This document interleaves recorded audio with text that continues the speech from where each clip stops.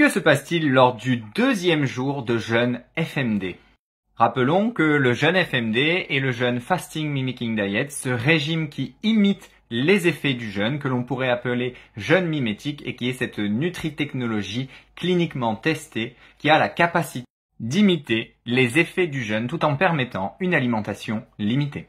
Quelles sont les évolutions métaboliques, physiologiques, émotionnelles et psychologiques de ce deuxième jour de jeûne FMD?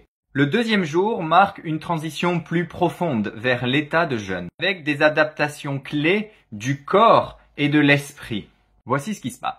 Du point de vue métabolique, nous parlons d'une cétose modérée. Je vous rappelle que les cétones est cette nouvelle énergie que le corps a produit en piochant dans les graisses puisque vous avez épuisé vos réserves de sucre.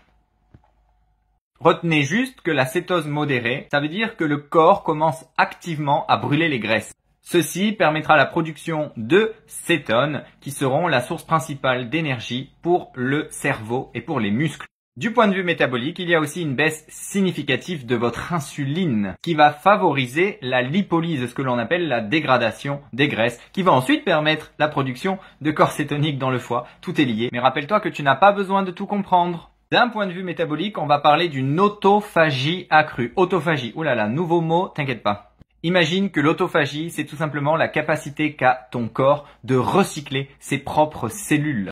L'autophagie te permet de te réparer toi-même intérieurement. Et le processus de jeûne te permet de le faire plus activement.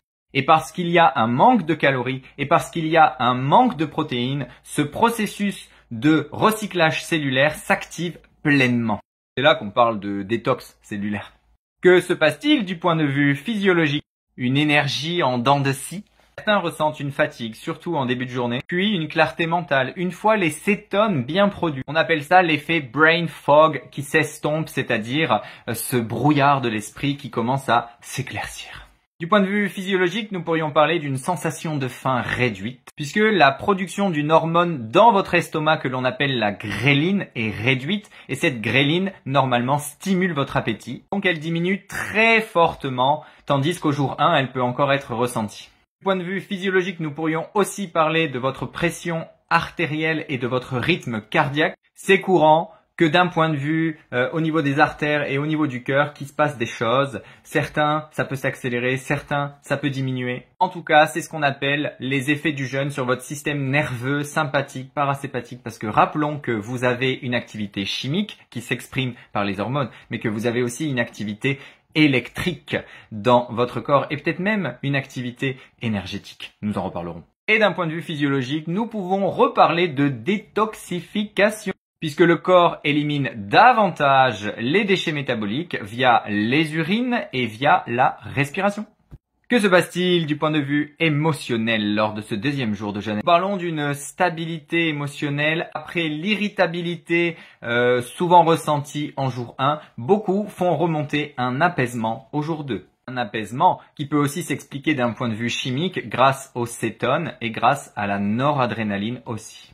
Du point de vue émotionnel, nous pouvons aussi parler d'une sensibilité accrue. Certains deviennent plus émotifs, plus nostalgiques. Le jeûne agissant aussi sur des neurotransmetteurs comme la sérotonine. Mais du point de vue émotionnel, nous pouvons aussi parler de motivation ou de doute. Certains se sentent fiers et en contrôle, je tiens le coup. D'autres doutent. Mais pourquoi je fais ça déjà?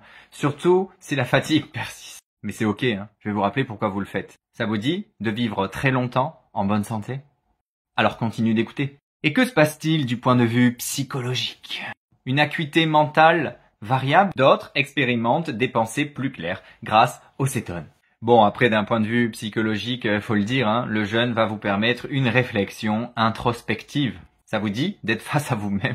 Le jeûne favorisant souvent un état méditatif naturel. Toujours lié grâce aux activités chimiques, nerveuses, hormonales, énergétiques qui se passent dans votre corps. Mais aussi tout simplement grâce à la baisse des distractions alimentaires qui vous donnent beaucoup plus de temps et d'espace pour vous concentrer sur vous et ce qui se passe en vous. Et puis, d'un point de vue psychologique, parlons du renforcement de la volonté. Le cerveau s'habitue à l'idée de ne pas manger par habitude, qui peut booster votre autodiscipline. Et si le jeûne FMD vous apportait plus d'autodiscipline dans votre propre vie au quotidien?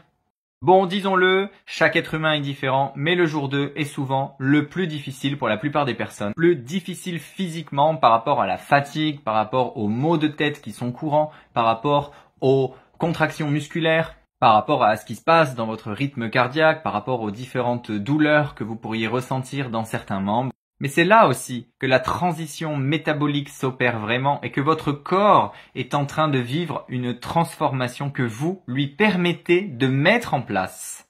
En fait, le jeûne ne fait rien de magique.